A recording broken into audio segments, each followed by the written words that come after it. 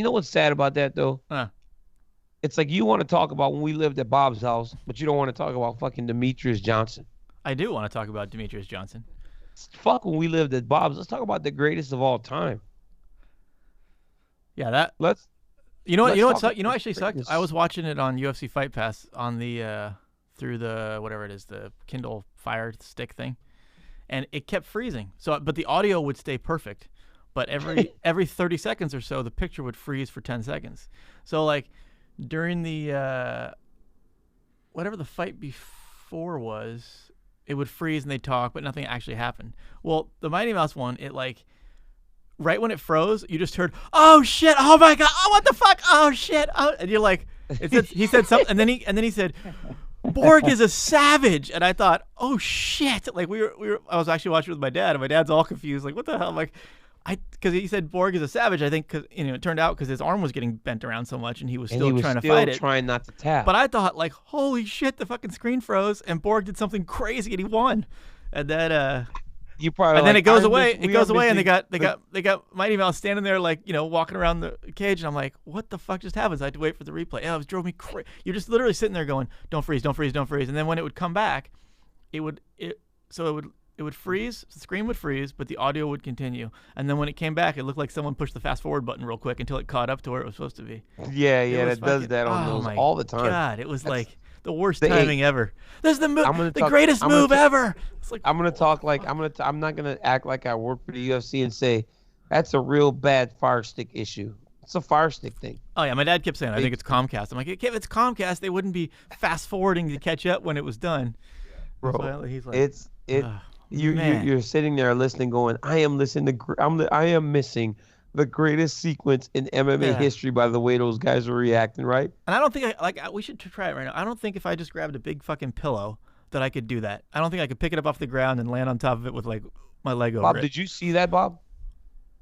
I saw the highlight of the finish. Yeah, But I did. mean, how crazy was Jesus. that? Has anyone ever done that at the gym? That was pretty slick. I've never seen anybody go from suplex to armbar. Nobody's even trying stuff like that though. So it's not a move that people try and can't do. It's just a move no one's even thought of. As I left the arena, an embedded guy runs up to me because they heard us on air going, "Oh my God, nobody tries this. Oh my goodness, oh my goodness, oh my goodness." The guy goes, "I swear, DC." He goes, "I was in camp for the last 2 weeks." He goes, and he drilled that over and over and over. And he goes, "It's unreal that it actually worked in the fight." Dude, it's unreal that there's a training partner that just keeps getting suplexed at arm. Hey, all But he right, does- let's do that But again. see, he doesn't suplex you though. He throws you up like he's gonna suplex you, but then he almost drops you back down to your butt. Good. And when you hit your butt, you're thinking turn back to your belly or something. But this dude's jumping armbar. Yeah, no, that was crazy. But the crazy thing is, it makes sense, right? So like the way he did it, it makes sense because he throws you down to your side, where you're thinking roll back to your belly, but he jumps a fucking armbar. You guys did a good job in the commentary of It was of pretty pointing out, smooth. yeah, how calm he was. Like that was one of those fights. Because I think the thing with him is if you were to watch it with no sound, maybe you wouldn't appreciate some of the stuff. But this fight, the whole time, like my dad doesn't really watch UFC that much, right? He just watches it with me. He's probably watched it, I don't know, half dozen times and usually falls asleep.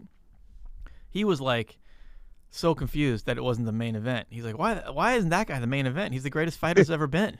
I'm like, Yeah. and then so he got to Small. watch. You hear the commentary, which changes everything all of a sudden because it's like, oh look, he points out the things that I wouldn't notice, like, oh look at how he has got himself between the cage and the guy, so the guy can't do this, or oh look at this, look how calm he is, and you look at him, and you're like, fuck, he is really calm, and then all of a sudden he does that. It's just like it just needs that commentary will probably help anyone that watched that isn't used to watching it. No one watched that fight, and he did the spectacular move, obviously, but with the build up and the commentary, that's always the challenge with a lot of stuff, right? Like especially when these fights go to the ground and you don't if the commentary is not building up the suspense of like, dude, you don't know what a dangerous position this guy's in right now. Like even if you guys just start, he's going for the arm, you're sitting there like, oh fuck, he's going for the arm. Even if you're watching, I don't know what the fuck's going on, but it builds up the suspense, which is like, so you guys did a really good job of that. But yeah, he's fucking nuts. The greatest thing was after that fight, I looked at Rogan and I go, dude, there's more. He goes, there's fucking more. Like this is, it's not even over. Like you're on this high. You're on this like crazy high after watching DJ put on the performance of a lifetime, man. Like, bro, Ray Borg landed 19, 20 punches, I think, over the course of 5 rounds. Yeah. I can punch Bob 20 times just in the clinch. Like when we're close in the clinch, I punch him with my hand. That's a strike. Ray Borg landed 20 of those. I mean, I kept asking Rogan and John, I go, all right, boys, like I don't want to, as respectful as I can be to Ray Borg, like we have got to be approaching, we've got to be approaching some sort of record for least amount of strikes landed over 25 minutes. Right, Bob? 20? I mean, it's different with those little guys though, because they're just so much more active. You just don't get heavyweights like doing that kind of stuff. Bob, who's got the heaviest hands in the gym when you're sparring with them? Who do you spar with where you're like, I don't want to get fucking hit by them?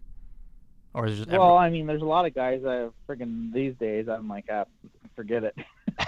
But Luke is definitely, for his size, being that he's not a heavyweight or whatever, he's definitely one of the harder hitting guys in the gym. He can punch. How often do you get it? Like a DC? Huh? DC can punch when he wants to. I heard we were just talking about that. He said he had a period where he thought he was Mike Tyson and he kept breaking his hand and warning everyone, like, stay away from these hands. That was after I knocked out Bigfoot. Well, and you knocked that other guy out too, that was a good one. Who? I think you were scared of him because he was so big. Who? In Fresno. Oh yeah, John Devine. Yeah, I used to knock everybody out. He fell like a tree. I was like the king of knockouts. I'd be like, Luke, I would take my 2 fingers, right? Like, and I'd be like, I'd blow. I'd be like, that's all it takes. And then I punched Luke and broke my hand against Bigfoot. Then I broke my hand against Josh Barnett, and I broke it again in practice.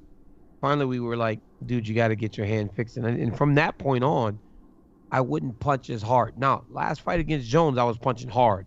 I was swinging with everything I had every time I swung. But that dude's got a good chin.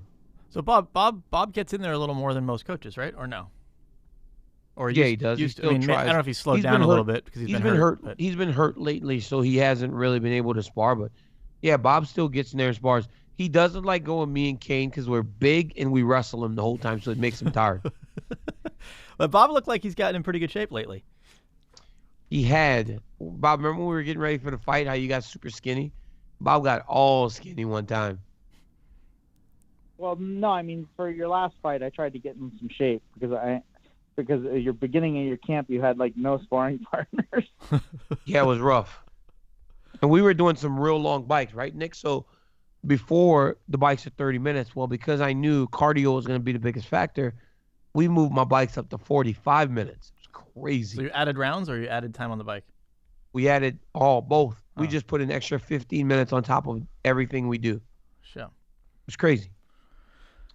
But, yeah, overall, UFC 216 was a phenomenal fight card, man.